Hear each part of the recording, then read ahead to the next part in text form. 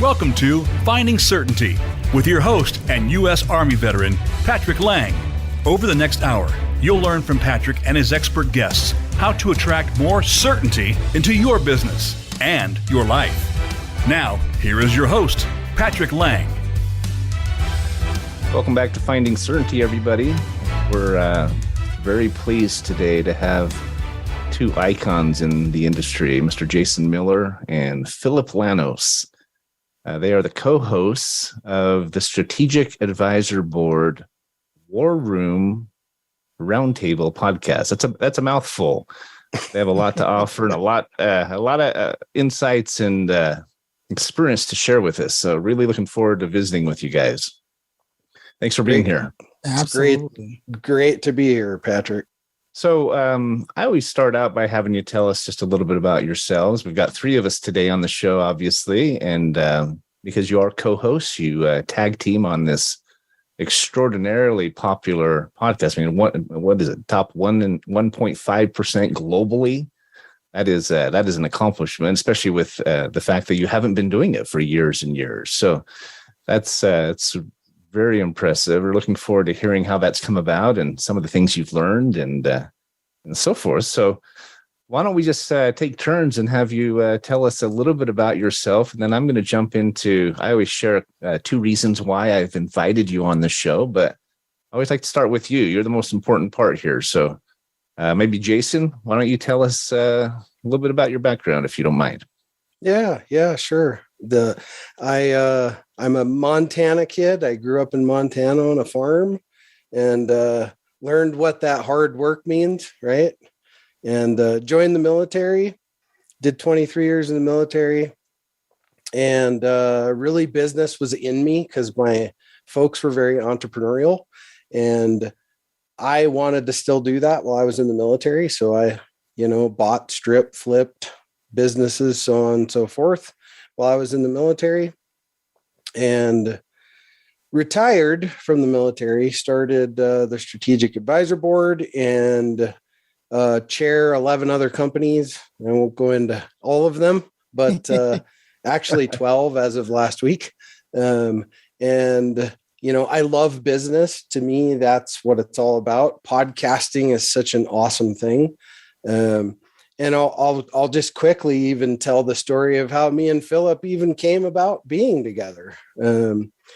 So I got interviewed for a segment over at Entrepreneur Magazine, and that guy right there was the guy that ended up doing my interview when he was working over at Entrepreneur Magazine. Well, I got to tell you, it really inspired me into podcasting. And it inspired me so much. I started the Strategic Advisor Board podcast and it was called War Room Moments. But I did that. I grew it, and I reached out to Phillip and I said, "Hey man, you really got to come over here and do this with me." And he was like, "Okay, let's do it." Pretty much. That's the short story of it.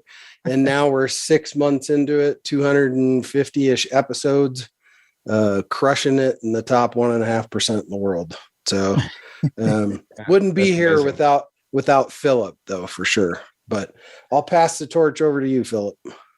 Yeah, man. First of all, I'm just a big fan of anytime I hear your story, it just shows how much life has been lived. I'm like the complete opposite almost in a way, right? Where I was born in the city, but my whole life I moved around a lot. So making first impressions kind of became a survival mechanism for me, like growing up, right? Just to give you some context. And I always wanted to be an entertainer. In fact, when I was a kid and my dad was around, he would sort of put me up to it and be like, "Hey, do the dance or the song for the," and he'd throw on like "Knock, knock, knocking on heaven's door." And that was like my jam as a kid. Kind of a morbid song for a kid to love, but I just remember those lyrics. And as I started moving around more, I picked up skateboarding. But one thing that I always loved doing was connecting with people, because connection seemed to be a thing that never was permanent for me, right? Which has led to a lot of things as an adult that I'm working through. But one thing that I picked up is I had a chance to move to New York, and I did. And in moving to New York, looked around the city, saw all the ads, and said, well, I could get a job trying to make it as an actor, singer, what have you. Or clearly people are spending money on these ads. They are not cheap, especially in New York. So I'm going to go there since money seems to be there. I didn't know how strategic this thinking was. I've always read, but I did that. And lo and behold, when I landed in the marketing agency, after a couple of other people offered me internships, this place actually offered me a job. I started learning all these things about the business world that I didn't know beyond what I had been reading. You read things and you think you know what business is until you start working for a company that's small but mighty and is actually doing stuff. And you're like, wow, like this is actually how money is made. I had no other point of reference. Before that, I was just an employee, but this company actually left a lot of room for you to own things, to take ownership of stuff.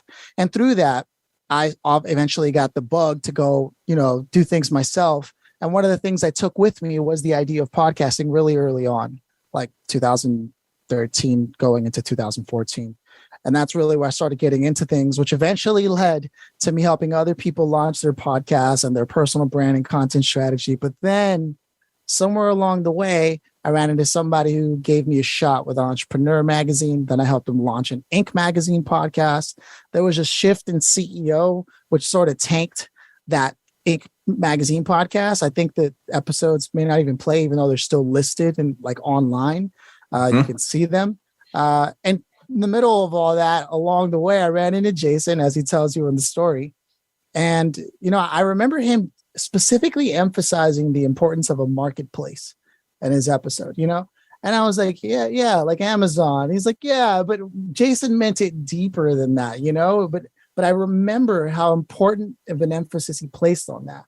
So then when I saw him connect with me on LinkedIn and he's like, hey man, we should have you on the show. I was like, I'd love to, man, of course. And once I showed up, I saw the way he was running and I was like, you did how many? So it's only been a little while since I see you did 60 episodes already. I was like, all right, man. Yeah. We started having that conversation and lo and behold, my reaction then is my reaction now. Every other day, Jason will hit me up with some of the numbers that we're doing. And I'm like, what? Because a lot of what I do is I sit there and I talk to people. And as you know, it's something that I've had to learn how to do really early on in my life, right? So I do that. But a lot of the magic is left up to the world and that strategic mind of Jason Miller. Right. I think it's really interesting. I was on your show a few weeks back. I think it was in August, and just seeing how you two play off each other. You have such diverse backgrounds, and yet they really blend into this one just perfect whole. And I'm not surprised you're doing so well as a podcast and as podcasters, because you really resonate with each other, and it's impressive. And you're very different from each other, right? I mean, kind of like black and white or different ends of the spectrum, right? It's really interesting. But isn't that kind of how business goes in general? I mean, in a lot of relationships. I mean, my wife and I are polar opposites, right? My business partners and I are very different from each other, and that synergy of reciprocal differences is really a fascinating thing. We could do a whole show just on that topic, I think. Yeah. So no, that's valid. I was literally just going through a list of people that I know near me, because a lot of what I've been doing has been very remote, like wherever people are in the world. And right. I started realizing I'm the kind of person, I become alive around people. And the work from home, doing things only at home scenario is starting to, I believe, personally make me go crazy. And so I started asking myself, like, look, I've talked to a lot of people. I need to start looking at who I know and start like going to go do things. As we talked about before we even started the show, life exists outside of work. That's right. We sometimes forget that, right? But it definitely does. It's interesting. I grew up in a family business. We talked about this on your show, and I look at the lessons that I learned from growing up in a family business. We franchised it, all over the world, all over the country, and even overseas. And you look at the lessons you learned from the military, Jason. I learned from the military. Phillip, you've learned from your background and your exposure in media and marketing and all these things. Isn't it fascinating how those lessons accumulate? And we look back on the last year or the last 5 years or 10 years, I think, man, I was a completely different person. I have these steady principles and steady beliefs and so forth, but we continue to expand and grow. And it's fascinating. You don't see it happening while it's happening, but you can look back on it and it's extraordinary. How do you think, Jason, how do you think you've grown just since you got out of the military? I know the military, you grew up through the ranks and grew up through those experiences. I experienced that the same. We were both in the Army, if I'm not mistaken. Or were you Marine Corps? Army, yeah. Okay, yeah. So you were in the right branch at least, but just kidding. That's funny. But I guess the first question is, how did you see yourself grow in the military, and how does that compare to how you've grown since you've gotten out, got your MBA, and started Strategic Advisor Board and so forth? Do you see parallels, or has it been different? Well, I think you got to go back a long, long way, right? I think you have to go all the way back to birth, really, right? Because as humans, we are meant to evolve, right? Absolutely. And we evolve over time. Whether you like it or not, you are going to evolve, right? You're going to evolve because the world and the ecosystem around us changes so much that we're literally forced to evolve and adapt and change and be more flexible and all these different things. So I don't know if it's really so much of change more than it is an evolution of when we were born to where we are today, right? But when I look at, who I was, say, even 10 years ago, it's a much different person, right? Because then, and that it really applies to everything, all the way down to, well, I used to hate salsa 10 years ago. Now I love it, right? So it's like, now I can't get enough of it. That's a stupid thing to say, but that's great. It's just a silly little tiny example of how we evolve and things change, right? So, and we're exposed to so many things during the years and years that we're alive, and hopefully we get better, not go the opposite way. We don't devolve. Is that the right word? Yeah, it sounds good. We're always constantly moving forward. And if we always just strive to be one thing, and that's a lifelong learner, we'll continue to evolve and get better and better. That's a really good insight. Yeah. It's like I used to set New Year's resolutions every year, and I'd have a big list or maybe a small list, but like most of us, resolutions don't last very long. At least they didn't for me. I think many people can resonate with that, but I finally made a goal about 5 years ago to do one resolution each year. And that resolution was to try to listen to every impression that came, every prompting, every insight. And doesn't mean I do everything that comes to me, but to try to pay attention to it, whether you believe in God or the universe or just intellect, synergy. I really made a goal to be a learner in that sense, Jason, but to listen, right? And to become a better listener. I believe a lot of the impressions that come from a higher source. And I think he knows way better than I do how to go and where I should be going and what I should be doing. And so just listening to those impressions in that direction has really helped me do more. And you see doors and windows opening, relationships happening. Just meeting you guys, for example, and others like that. I think a lot of that has come about by being guided and listening to that guidance, and both from mentors and from, higher power and from experience and so forth. And so being a lifetime learner, a lot of that I think comes down to being a really good listener. Would you agree with that, Philip? Have you experienced the same thing? Yes, and more. Yes, evolution is key, and listening helps guide your evolution in a way that's productive. Absolutely. I would say active listening, which is another way of saying critical thinking, right, is a pretty good bet in life if you just actively listened. And active listening really involves three parts, right? Actively accepting, actively rejecting, or actively confused. And if you find yourself actively confused, ask a question, man. That's the right. way I usually go, and that's what I use even when I interview people, believe it or not. Yeah, you're a great example of that. I saw it in our interview. You aren't just thinking about your next question. You aren't just, you don't have an agenda. You talked a little bit about how you just let the conversation flow and take it where it takes it. And I want to get into that a little bit more as we talk about podcasts and your podcast in general, what you guys have accomplished, and maybe some of the insights for our listeners. But it's a really interesting topic. The one piece I might disagree with is that we don't devolve, as you said, Jason. I don't know if that's a word, but I think that in every relationship, in every person, we're either progressing or regressing, digressing, right? We're either getting better or getting worse. It's kind of like atrophy, right? If you don't use your muscles, you lose them.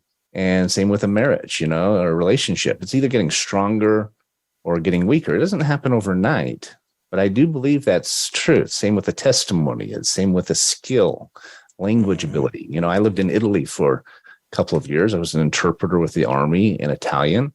And I know if I don't use my Italian, I start to lose it, right? And so I think there's this evolution or this kind of regression or sliding backwards if we're not actively pursuing it. So that's something you guys would agree with? Any insights on that?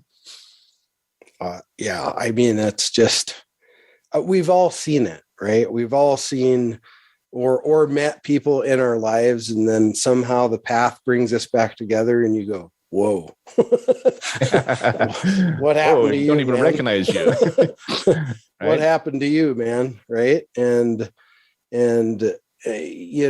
those are trials and tribulations of life. Some people get through them, and then some people get caught in them. Right. So, right. We hope as a people that we continue to move forward, not backwards, obviously. Right. It's a great comment.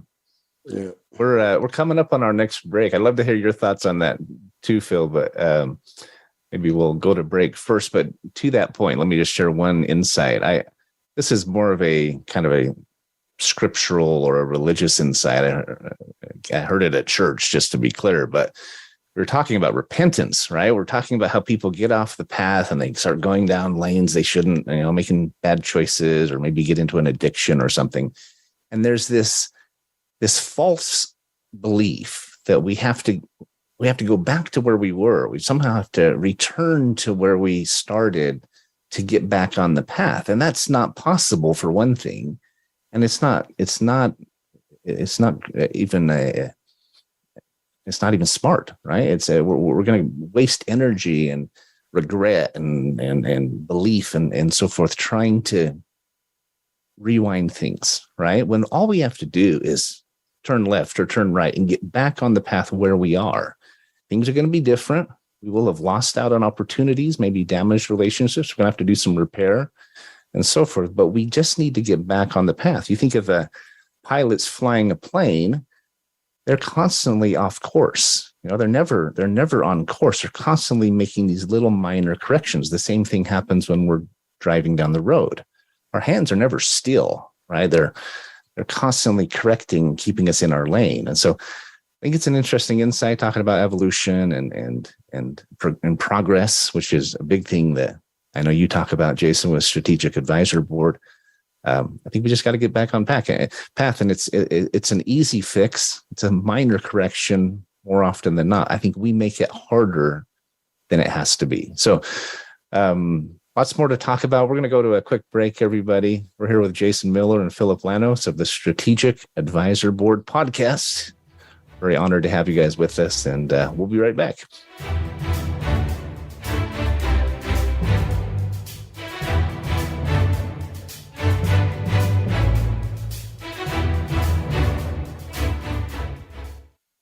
Certainty Management can help create more certainty in your life with our deep discount health insurance options, even for 1099s, part-time employees, volunteers, and more.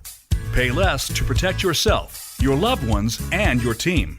Call 888-684-3122 for a free quote today. That's 888-684-3122. Visit us on the web at certaintyteam.com. That's Certainty, T-E-A-M, like Mary.com. If you're a nonprofit in need of funding, we can help. Certainty Management is a cost reduction firm that also helps churches, schools, sports teams, and other nonprofits raise unlimited zero-cost funding.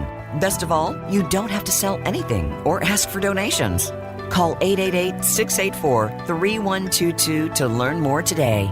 That's 888-684-3122. Visit us on the web at certaintyteam.com. That's Certainty, T-E-A-M, like Mary.com. Voice America Business Network, the bottom line in business.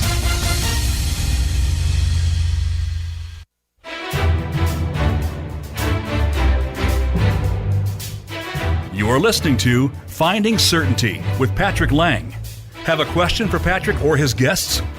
Join us on the show at 866-472-5790. That's 866-472-5790. Now, back to the show with Patrick.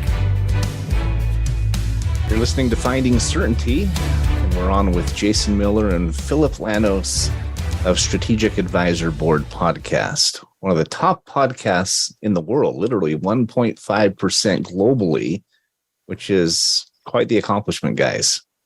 I don't know if you got lucky or you're just really that good. We'll have to figure that out as we go along here. I think it's probably the latter, right? Maybe a little of both. A little bit of both, yeah. Isn't that kind of how life works? Right. So we're having a conversation just a little bit about Jason and Philip's backgrounds. And, I always bring guests on for two main reasons, or I like to highlight those two reasons. And one is that podcasting is becoming such a really phenomenal delivery method, right? For getting a message out, for sharing insights, building a brand, and so forth. And you guys are just consummate professionals at that. And so that's the first thing. But two, as we were saying before, I really like the way you two bring these opposing viewpoints and differing backgrounds. I mean, you're different ages, you got military background, non-military, marketing, business. It just makes for a really interesting blend that I'm enjoying getting to know you guys. And I think our listeners would as well if they take the time. So let's talk about your show a little bit. I wish we could talk for hours. We could go into a lot more detail, but maybe just for anyone who is new to podcasting or doesn't even know what it is, that might be a dumb question, but maybe Phillip, maybe you can just define what a podcast is. And then, why do you think it's such an effective method of promotion? Then let's get into your show and maybe some tips for the listeners. Okay. Yeah. What a podcast is could be made up by the case-by-case basis of the host, right? Because I could take the War Room podcast, for example. It's clearly an exploration of someone's life, and to put it up as an allegory in a professional context to discover what insights we can share with people from their experience. So it's sort of can we borrow from your experience? But that's not always the case, is it? Because then you have serial podcasts that are more focused on true crime stories, right? So if we're looking at what podcast quite literally is, it is long form content designed to educate or entertain. That's really what it is. And it really depends on what you're looking for. But I think that's the vehicle that we're using is a long form content in an age where long form content really doesn't exist anymore. right? Everything is TikTok, 15 seconds, 60 minutes, is not a thing anymore. Right. That's a great definition. I think it actually appeals to people in many respects because it is long form, right? We get so much that is just snippets and glimpses and sound bites. I think there's this internal need or a craving for some more context, right? So more substance. And I think that's one thing that podcasts or radio shows like this, where you really get to talk, provide. And I hadn't thought about that, but I think that's a really interesting insight. So anything you'd add to that, Jason? I mean, why do you think the podcast method or promotion is so effective, so popular? Well, I think for us, it's because we get to share people's story, right? And that's part of our focus is, what is your story? That's one of the first things we always say, because people ask, what do I need to do to prepare? Nothing. Your only job is to tell your story, right? And that story is what's so relatable to people. And we're just in a time of the next news cycle or so on and so forth, and short snippets of this or that, like Phillip was saying. But people have really come back now, I think, to want to connect with other people's stories, right? Because people want to feel like there are other people like them, right, out there that they can connect with.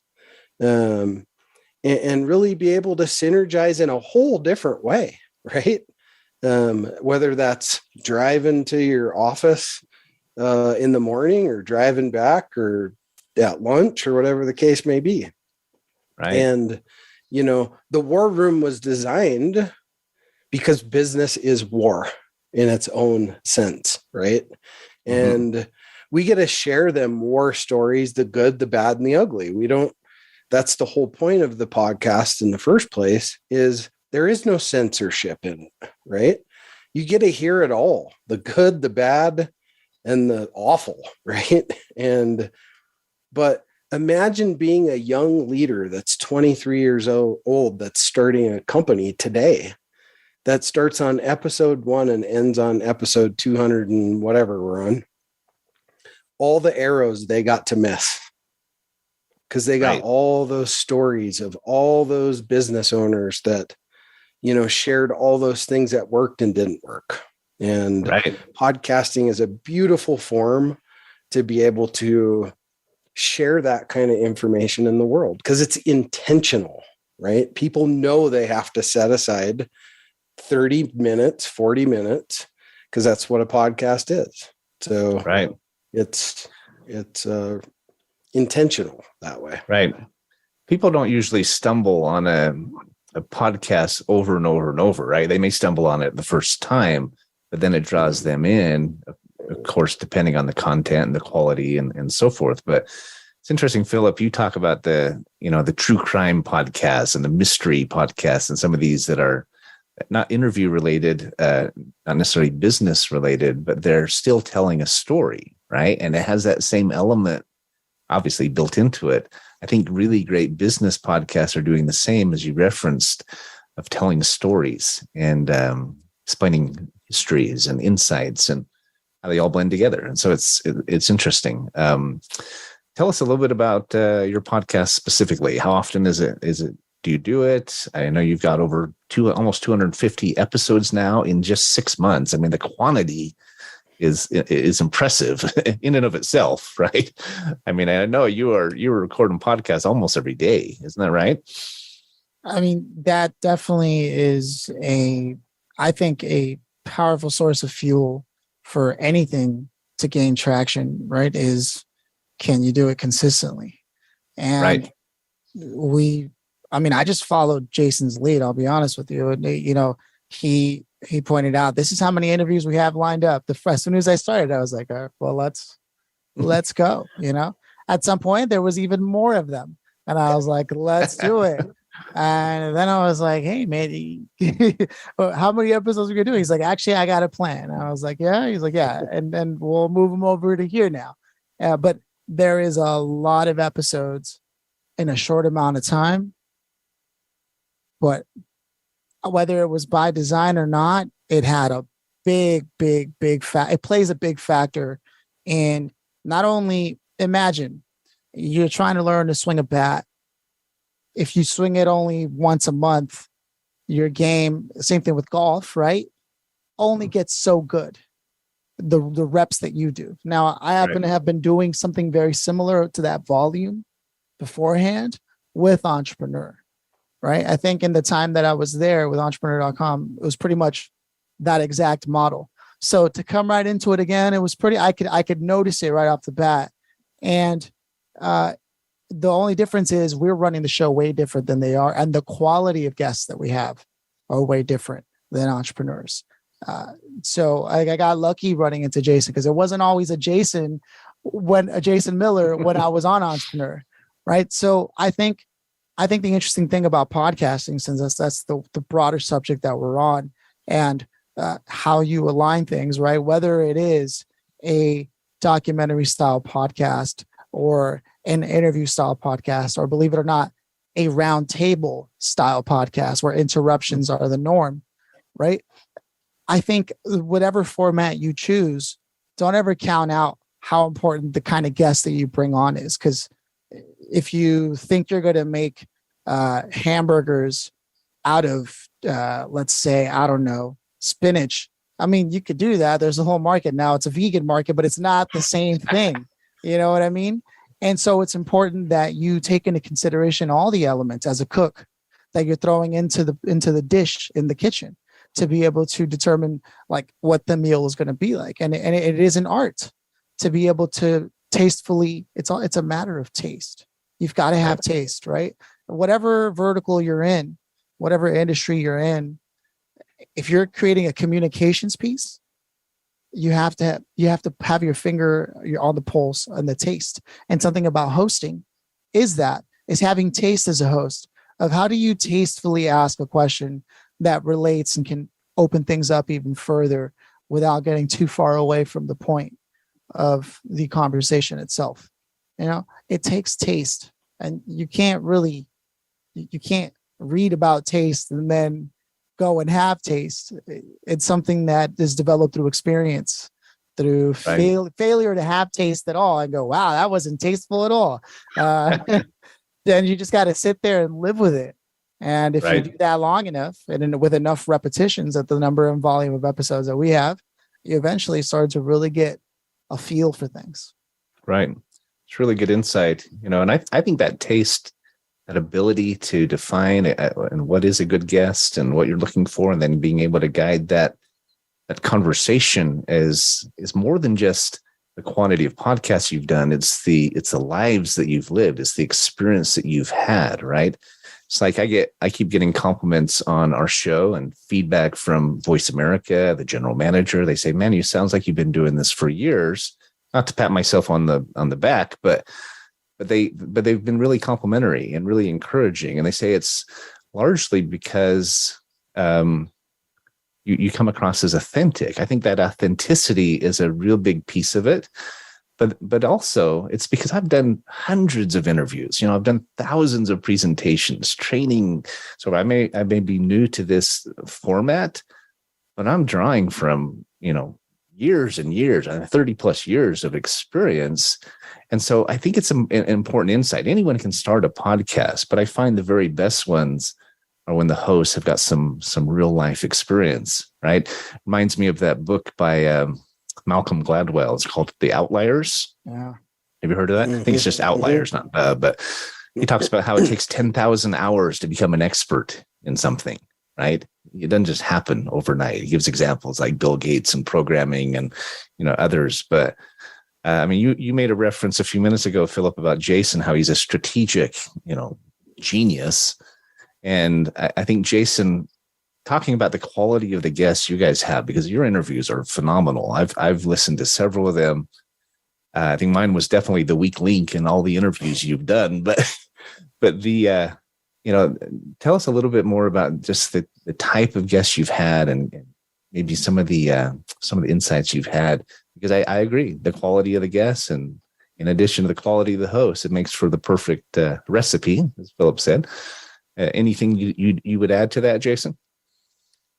So it's funny because I'll go back to like 3 months ago. Me and Phillip had this guy. I won't name his name, but and we got off of that podcast. I mean, we were like, yeah, that's not going anywhere, right?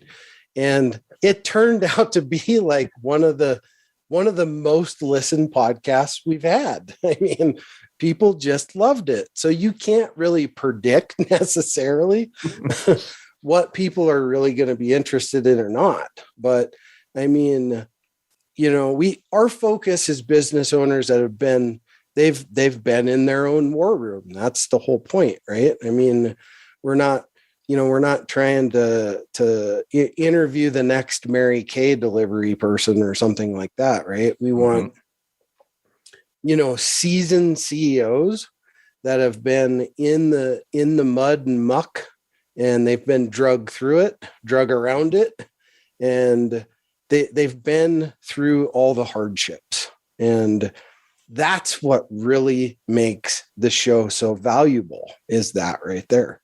Right. Anything to add to that, Phillip? Yeah. I think it's a lot like in the music industry. Artists never know which of their songs are going to gain traction and popularity. Even when you're like that, like for example, Radiohead's song, The Creep, right? They actually, as a band, don't enjoy playing it anymore, but it is the most requested song. You just have to go to a bar that plays karaoke to see that song in action. It is that popular with people. And yet the band themselves are like, so yeah, while whatever I said sounded insightful, it's also true that you just never know. And there are outliers everywhere, like you said, right? Some people actually have a following, and while they may not present themselves well, they do actually get results for people in their own industries and hubs. And so, yeah, if I were to say anything, is never count somebody out, but also do your best to pick the fruit that doesn't have any spoiling on it, if possible. Yeah, it's not always the easiest thing to do. Easier said than done. But we are coming up on another break here. But I think of, as we talk about this topic, I think earlier you talked about evolution, right, Jason, and how we're constantly getting better. I know your whole podcast, you're really, the focus has been on changing lives, and how you're changing lives with that podcast. You're giving younger entrepreneurs and business owners a chance to shorten their learning curve. I think that's so valuable. And seeing how people's lives have changed building their businesses. I mean, it's just a really great tapestry of experience. I'm very impressed. But I think we'll come back after the break here and continue the conversation. But we are here with Jason Miller and Phillip Lanos, two consummate podcasters and businessmen. We'll talk a little bit more about your business with Strategic Advisor Board when we come back, and maybe a few tips for the listeners on what makes a good podcast. I know we're kind of nibbling around those edges, but think about that while we're on break if you can, and we'll be right back, folks.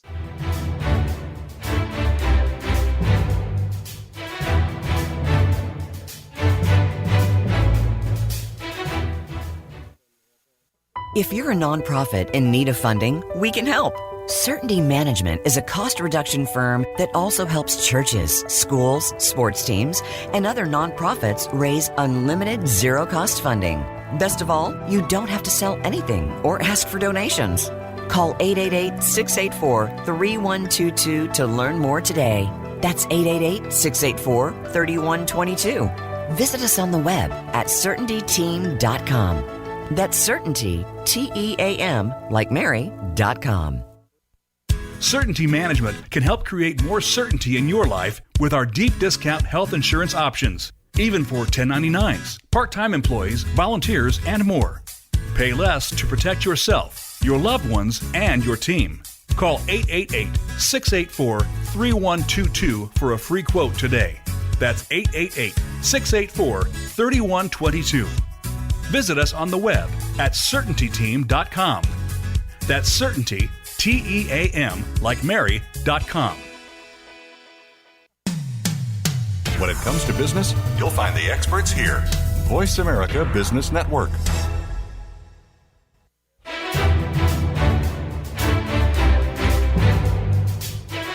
You're listening to Finding Certainty with Patrick Laing. Have a question for Patrick or his guests? Join us on the show at 866-472-5790. That's 866-472-5790. Now, back to the show with Patrick. And we're back. Finding Certainty with Jason Miller and Phillip Lanos. They're the co-hosts of Strategic Advisor Board podcast. I'm your host of Finding Certainty, Patrick Laing. Having a great conversation with these two leaders in the podcast realm, even though they're fairly new to the industry. You'd think they'd been doing it for years. They've already done almost 250 episodes. I mean, that takes most people years to get to that number. We were talking a little bit about quantity, and want to get into a little bit of talk about quality, because your show is it's definitely not junk content. It's definitely not just, filling up the space. You guys are bringing some really good quality to your interviews and some really quality guests. So, tell us a little bit more about your show and kind of how it came about. I know you talked about, Jason, how you and Phillip got together, but did it start out rough? Did it start out easy? I mean, Phillip had been doing it for a long time. I mean, you were new to it, Jason. So did you find a little bit of a learning curve there or what?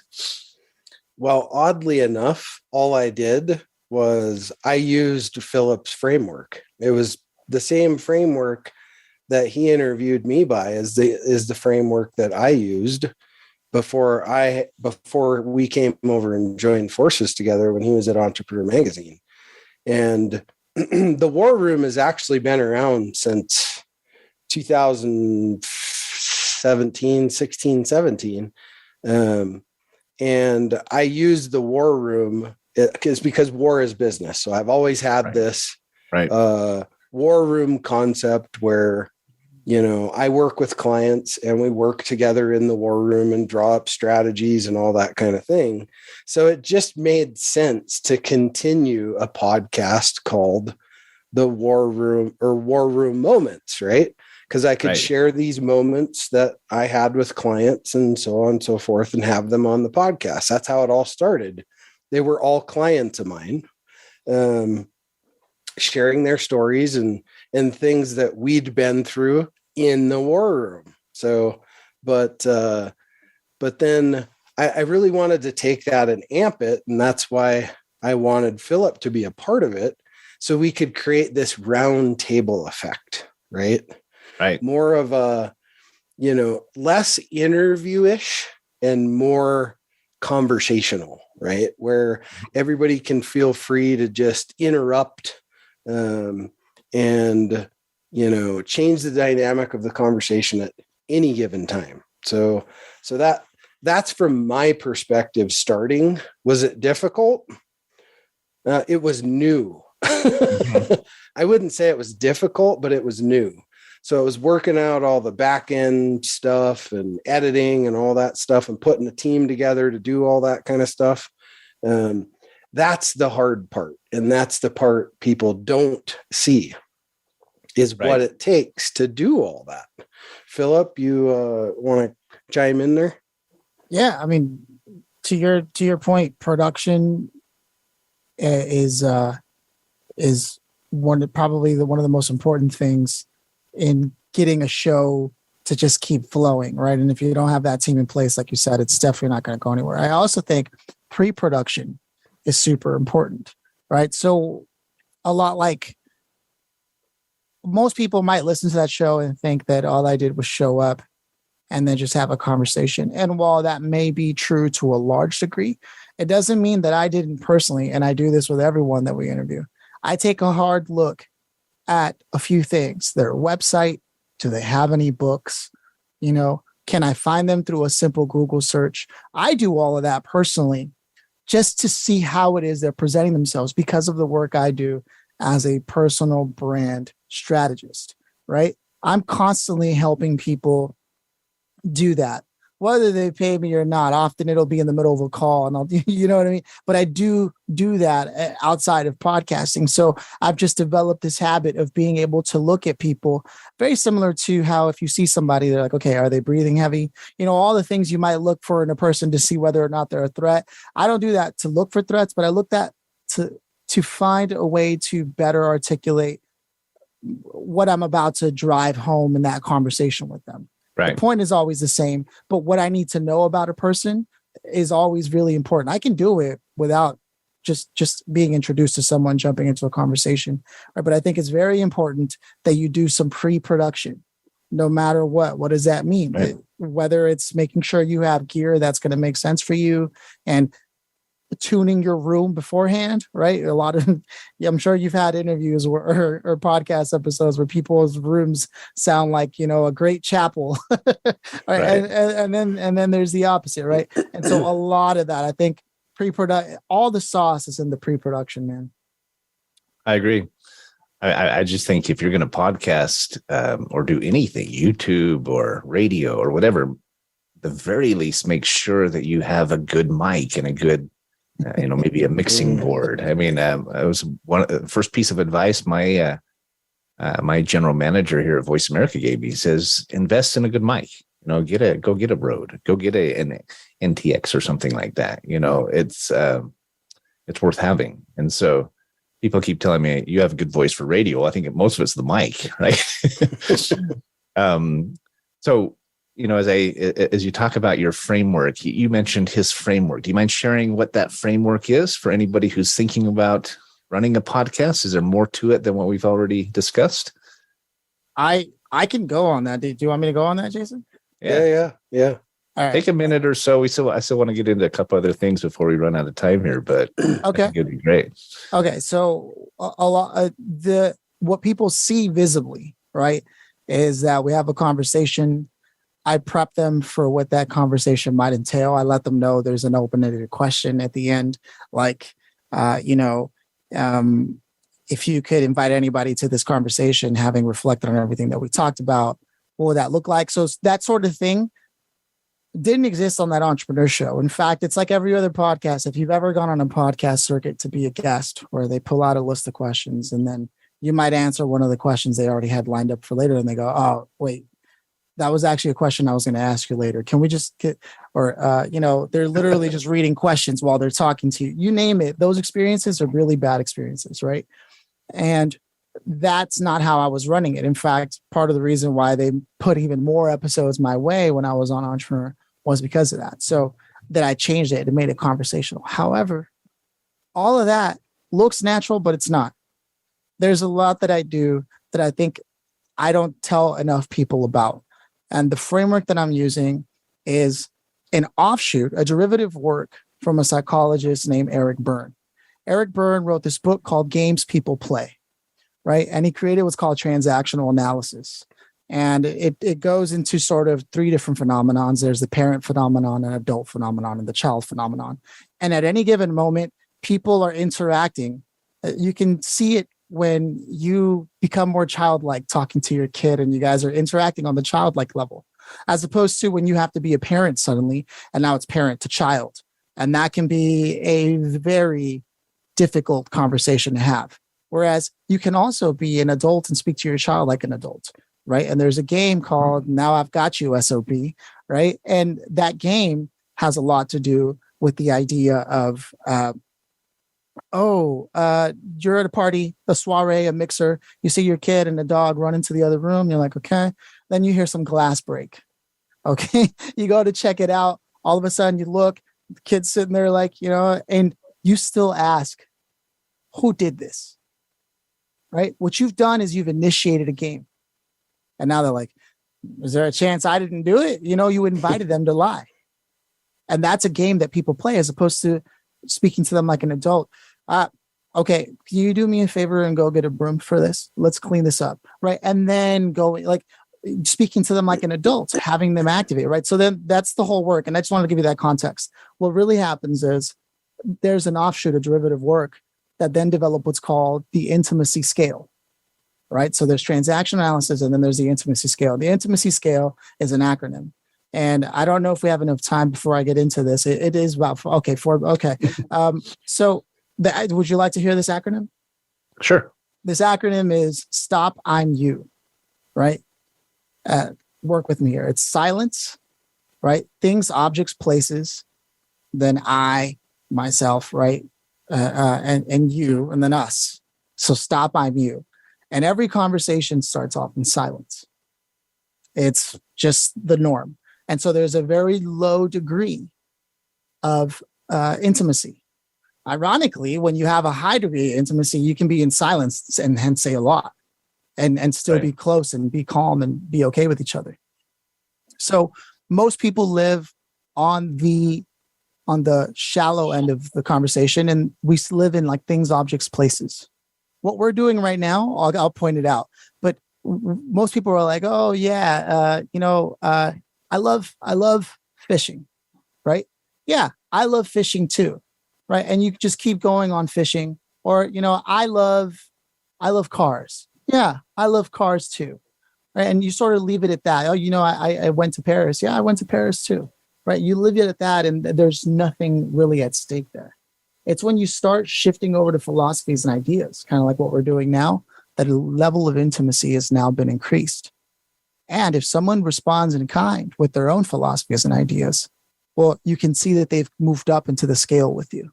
You can gauge that. If they respond, yeah, well, all I know is about fishing, they've gone down on the scale and regressed. So now you have to go back there before you can have them meet you further. From philosophies and ideas, right? Things, objects, places, right? Philosophies, ideas, stop, I'm you, right? It starts to transition over to, well, now you can open it up. Well, as for myself, one of the things I'd like for you to know about me is, what about you, right?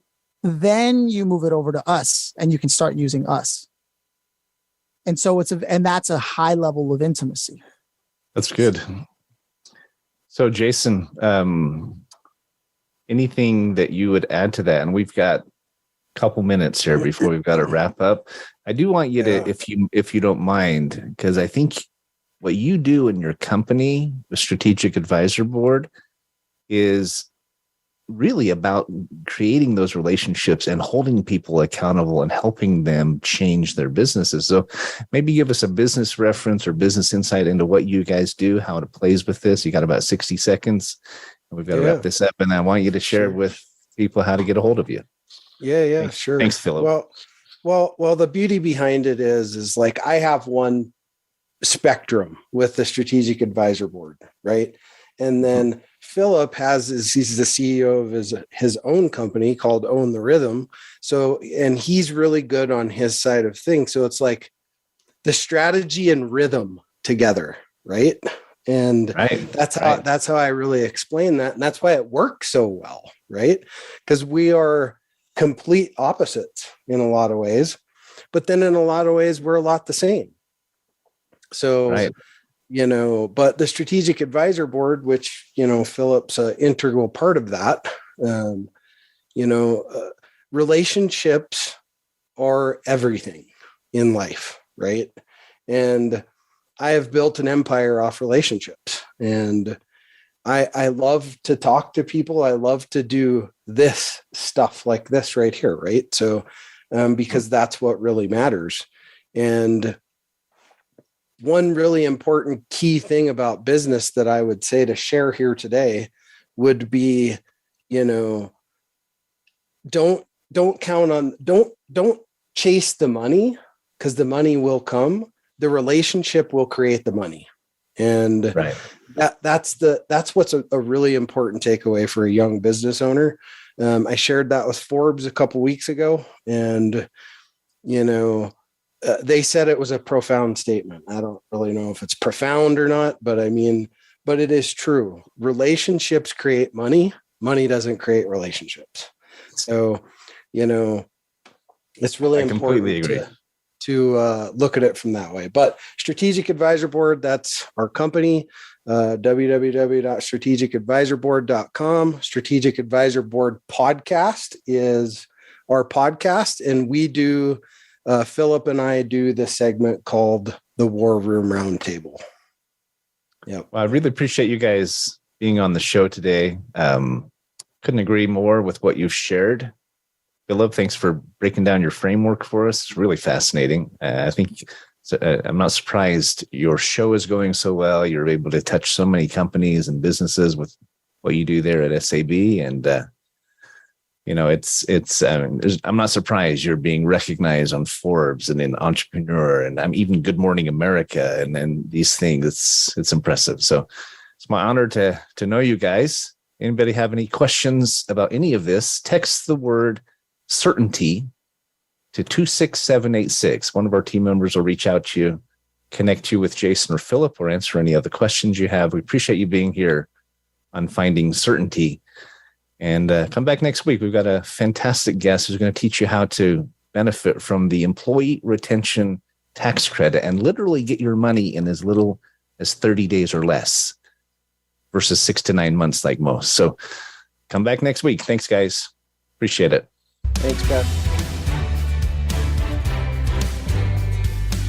Thanks for tuning into today's episode of Finding Certainty. We hope you've gained some more insight into how to create more certainty in your own business or nonprofit. Join us next week for another taste of the certainty experience. Until then, we wish you greater certainty in all that you do.